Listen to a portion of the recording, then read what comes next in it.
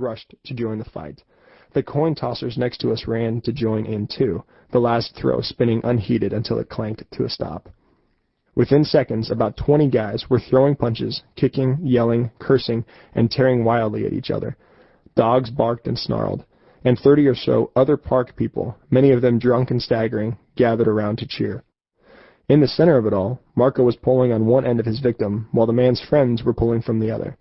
Allies of Marco saw their opportunity and set about to pound the defenseless man's face or plant steel-toed boots in his gut. When blood started dripping onto the cement, the brawl seemed to get more feverish. "Take him in! Take him in!" someone yelled. They wanted to drag their prey deeper into the park, away from the cops or any passerby who might try to spoil their fun. By now, Sam and I were standing, looking around for a squad car, for any sign that this wouldn't end with a dead man in Golden Gate Park. Nothing. "We probably need to get out of here," I mumbled. Sam agreed. As we picked up our stuff and shuffled off, the brawl shifted further into the park. All I could think to do was pray, and wonder again what Sam and I had been thinking when we decided to step out of our comfortable world and into this. A flicker of lightning. The idea had dropped into my brain one Sunday morning while I sat in church. The pastor was delivering a powerful sermon about living the Christian life. The gist of it was, be the Christian that you say that you are. Suddenly I was shocked to realize that I had just driven 20 minutes past the world that needed me to be the Christian that I say that I am, in order to hear a sermon entitled, Be the Christian You Say That You Are. Soon I would drive back past that same world to the privilege of my comfortable life on a campus at a Christian college. Thinking ahead to my next week, I knew several things would happen. I knew I'd hear more lectures about being a caring Christian or living a godly life. I'd read more books about who God is and what the world needs now. I'd spend more time late at night down at a coffee shop with my friends, kicking around ultimate questions and finely delivered opinions about the world. And then I'd jump into my warm bed and turn out the lights. Another day gone. But we were created to be and to do, not merely to discuss. The hypocrisy in my life troubled me. No, I wasn't in the grip of rampant sin, but at the same time, for the life of me, I couldn't find a connecting thread of radical living obedience between what I said about my world and how I lived in it. Sure, I claimed that Christ was my stronghold, my peace, my sustenance, and my joy, but I did all of that from the safety of my comfortable upper-middle-class life. I never really had to put my claims to the test.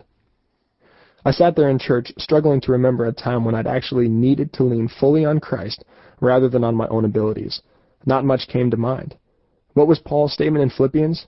I have learned what it means to be content in all circumstances, whether with everything or with nothing. With nothing?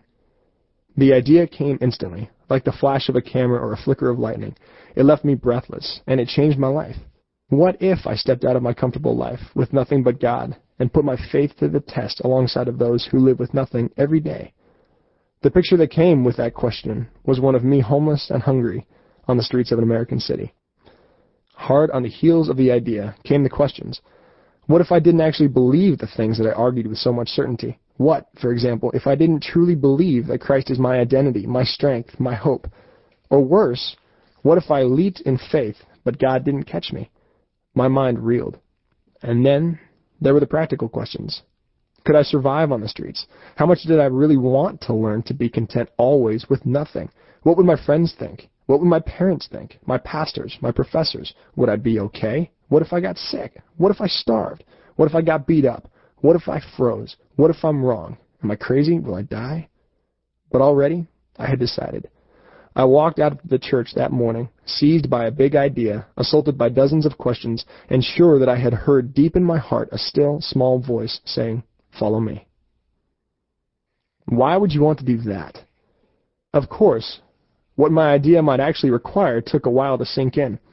I would have to put the rest of my life on hold, leave school, and sign up for months of risk, rejection, and plain old misery. There aren't too many brochures for that kind of thing. I started with my family. When I called to give them my long, excited ramble, I heard only silence on the other end. Then a few expressions of their stunned disbelief. "Why would you want to do that?" my dad asked. Determined to hear him out, I asked him to explain what he meant. And he did. Why would you want to leave school, leave your friends, leave your family, leave your life, and do this? Why would you want to put your mother and me through the stress, confusion, and worry? Why would you jeopardize all that you've worked so hard for and all that we've paid for, all that you have to look forward to for this? Each of his questions hit home. I thought for a moment. Well, I said finally, I think that's sort of complicated. I believe I must. I don't know for certain yet that I will do this. I still have a lot of people to talk with. But I believe that it's something I must do. I would be heading home for the summer in a couple of months, at which time my parents said we could discuss this crazy idea a little bit more. We agreed to talk about it face to face. It would be a hard conversation. I plunged into researching homelessness on the streets of America. I read first-hand accounts, sociological studies, autobiographies of people who had given their lives to work with the homeless and addicted. Even at first glance, the scope of homelessness in America was much worse than I had imagined. According to the National Coalition for the Homeless, in the United States, more than 3.5 million people experience homelessness during any given year. That means that more than 1% of our population this year will be eating out of trash cans and sleeping under bridges. Soon I was meeting every month with the director of the Santa Barbara Rescue Mission. Then I began volunteering at the mission twice a week to learn more about the men and women who came through its doors. Over the next year, I probably looked like any other college student, studying hard, playing hard, juggling classes and work, but all the while I kept pushing on my crazy idea. To my surprise, at every turn and with every conversation, the idea was only confirmed. Even people who should have been telling me no encouraged me to press on. The Council of Friends. One day I sat in the office of the president of the Denver Rescue Mission, laying out my thoughts. I figured if anyone would know enough to tell me to turn back, he'd be the one. But after he thought for a while, he looked up at me, puzzled by what he was about to say. "I can't believe I'm saying this," he said, "but I think your idea is a good one, and I have a feeling that it is very important for you to do this.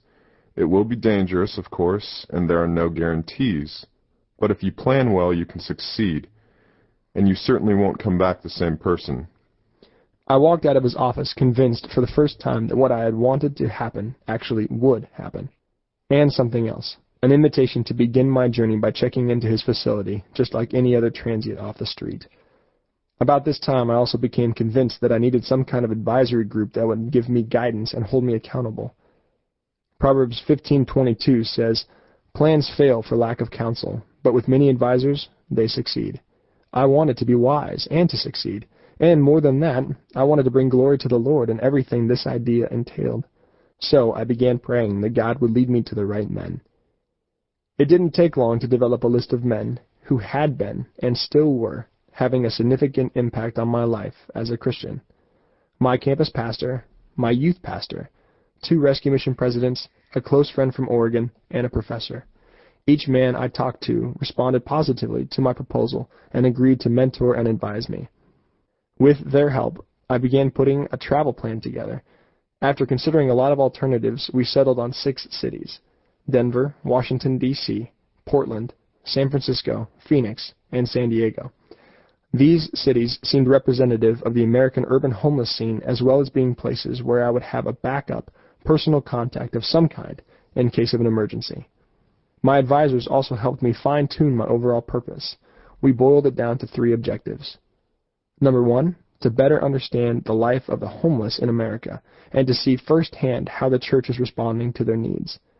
Number 2, to encourage others to live out loud for Christ in whatever way God is asking them to. Number 3, to learn personally what it means to depend on Christ for my daily physical needs and to experience contentment and confidence in Him. Enter Sam. Then there was the issue of companionship. Jesus sent out His disciples 2 by 2, a model that seemed right for my new undertaking as well. Besides, I wanted a traveling partner. I pictured long, lonely nights huddled in a stairwell. I worried about attacks. Another person would make everything easier. But a traveling partner turned out to be hard to come by. Some friends I approached didn't catch the vision. Others couldn't take time off from school or work. 3 months before I was to depart on the streets, it looked as though I would be going alone. And then I met Sam Purvis. At 6'3" or so, Sam was big, about the same size as me, which was an added bonus. 2 big guys are much less likely to get messed with on the streets. He was easygoing and needed a haircut. Right away, I saw possibilities. Sam had gone to the University of Oklahoma for a semester, but was taking a semester off. He happened to be on my campus and heard through the grapevine about my proposed journey. The more we talked, the more interested he became in joining me. I was encouraged by Sam's excitement about the trip and passion for